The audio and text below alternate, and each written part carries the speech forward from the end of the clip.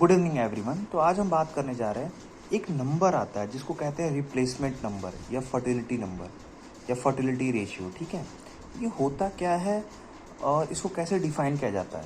तो देखो, fertility ratio क्या होता है कि एक लेडीज़ कितने बच्चे पैदा करती है उसको कहते हैं फर्टिलिटी रेशियो। ठीक है,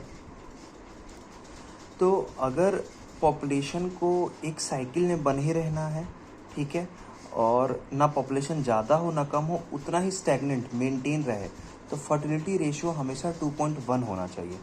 देखो, पहली बात तो 2.1 क्या है, मतलब 0.1 क्या है। टू तो समझ में आ रहा होगा कि जैसे एक माँ है और बाप है, दो लोग की डेथ हुई तो उन्होंने 2 बच्चे किए, तो हमेशा पॉपुलेशन उतनी ही बनी रहेगी। जैसे आज 100 है तो 20 साल बाद भी 100 ही बनी रहेगी जब 2 होगी तो। ठीक है, लेकिन उसमें 2.1 क्या है वो हम बता रहे हैं। जैसे मान लो कोरोना आ गया, तो कोरोना में काफ़ी लोग की डेथ हो गई।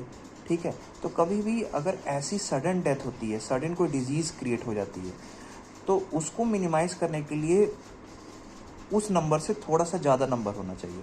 तो हमेशा याद रखना, क्वेश्चन कई बार आता है कि रिप्लेसमेंट रेशियो या फर्टिलिटी रेशियो कितना होना चाहिए और कितना होता है। तो 2.1 होता है फर्टिलिटी रेशियो। ठीक है, कि एक औरत 2 से ज़्यादा मतलब 2.1 बच्चे पैदा करती है। ठीक है, अच्छा, इंडिया में 5 ऐसे स्टेट है जिनकी फर्टिलिटी रेशियो 2.1 से ज़्यादा है।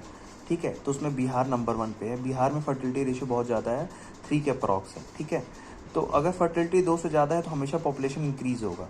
2 से कम है, 2.1 से ज़्यादा होना भी बेकार है, 2.1 से कम होना भी बेकार है।